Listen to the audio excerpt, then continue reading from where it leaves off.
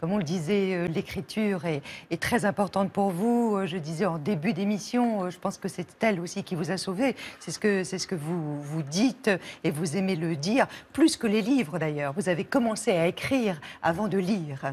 Oui, j'ai commencé à écrire quelques jours avant de quitter le Burundi. Et j'ai écrit pour je crois, une raison liée au contexte dans lequel j'étais. Et ça a été comme une pulsion irrépressible. Mais au moment où j'écris, à cet âge-là, j'ai l'impression que ça m'apaise, que ça me permet de surmonter la peur. Et donc là, vous avez 12 ans, 12-13 ans. Oui, c'est ça. Ce mini-album, alors, rythme et botanique. Oui. Alors, c'est vrai, dans le métier, on entend parler de EP, ce qui est quand même très, très moche. Oui. Donc, mini-album, moi, ça me paraît déjà plus réel. Il y a 5 titres. Et puis, bien sûr, il y aura un album complet par la suite. Il va sortir bientôt, là, le 14 avril. Alors, c'est vrai que dans cet album, Pili sur un croissant au beurre, c'est autobiographique. C'est une histoire, elle est fluide. On suit votre histoire. Cette fois, je dirais que c'est un cri. C'est ce besoin peut-être aussi de dire ce qui ne va pas dans la société notamment européenne, et quand on vient d'Afrique, et comment on est accueilli dans cette société. Vous-même, vous diriez que ça a été compliqué pour vous, l'intégration en France? J'ai toujours du mal avec ce mot intégration, parce que j'ai l'impression qu'on dit intégration d'un côté, et en même temps, il y a l'autre versant qui est la désintégration de ce que l'on a été par ailleurs. Mais est-ce que c'est pas plus facile quand on est métis, c'est-à-dire qu'on a la peau claire, on parle un très très beau français, ça paraît plus simple. Et c'est exactement ce que je me dis, c'est déjà compliqué pour moi. Alors qu'est-ce que ça doit être pour les gens qui ne parlent pas la langue, qui viennent aussi, parce que moi j'étais dans une école française, j'ai un papa français, donc je suis français de fait. Mais oui, quand on a une culture qui est très lointaine, très différente, une façon d'être qui est... alors oui, c'est bien sûr, moi ça me... j'ai beaucoup plus d'empathie et je ressens beaucoup plus ce que peut être cette expérience d'arriver en France. Il y a une phrase que j'aime répéter, c'est on se sent chez soi là où on est accueilli. Donc il faut toujours avoir ça à l'esprit, c'est que si on veut que les gens se sentent chez eux, il faut les accueillir. J'ai été accueilli véritablement en France, mais j'ai aussi souvent dû taire une partie de qui j'étais. Et heureusement que l'écriture.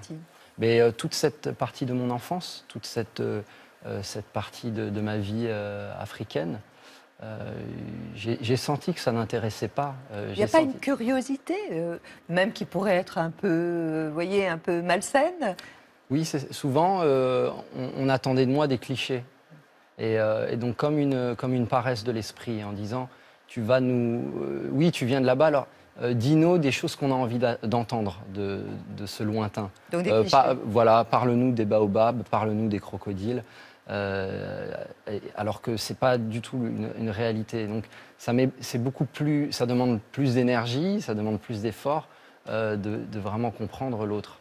Et heureusement vraiment que j'ai eu l'écriture. 5 titres, dont celui-ci, Irruption. On en regarde un extrait. Aux arts miraculeuses, on a lu Césaire et Prévert. On viendra vous faire la guerre avec la parole poudrière. On désigne plus l'ennemi parce qu'il est partout, même en nous. On va mourir debout parce qu'on a vécu à genoux.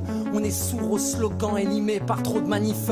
On devient arrogant, on veut rimer comme des canifs. On a plus 20 ans mais on n'en aura jamais 60. Car on bouffe du bisphénol à l'heure d'une planète suffocante. On fait de nous des enfants pour nous interdire des luttes. Donc nous on prend Peter Pan, on va redevenir adultes. On a coincé nos rages entre le mérite et l'héritage. Et les puissants confisquent ce que les pauvres se partagent. À leur chaise musicale, personne ne joue, personne s'assoit. On occupe du terrain, être indigné, ça va de soi. Angela qui prend le choix pendant que ton papa est bien là. On va ouvrir les portes de Soledad ou Attica. Pharmacodépendant des OGM pour nous doper. Vous pouvez rester très longtemps sur un texte? non pas assis devant le texte, mais très longtemps à la réflexion, à trouver le bon angle. Finalement, il y a beaucoup de choses dont j'ai envie de parler, mais c'est toujours la question de l'angle. Comment on parle à Paris, par exemple, quand je parle de Paris Métèque, c'est difficile de faire une chanson sur Paris. Il y a tellement de choses qui ont été dites, tellement de belles chansons, donc il fallait trouver un angle. Et cet angle, c'était le Paris Métèque, c'était faire un poème pour une ville qui en est un. Vous évoquez aussi l'écologie dans Dinosaure. Oui, tout à fait.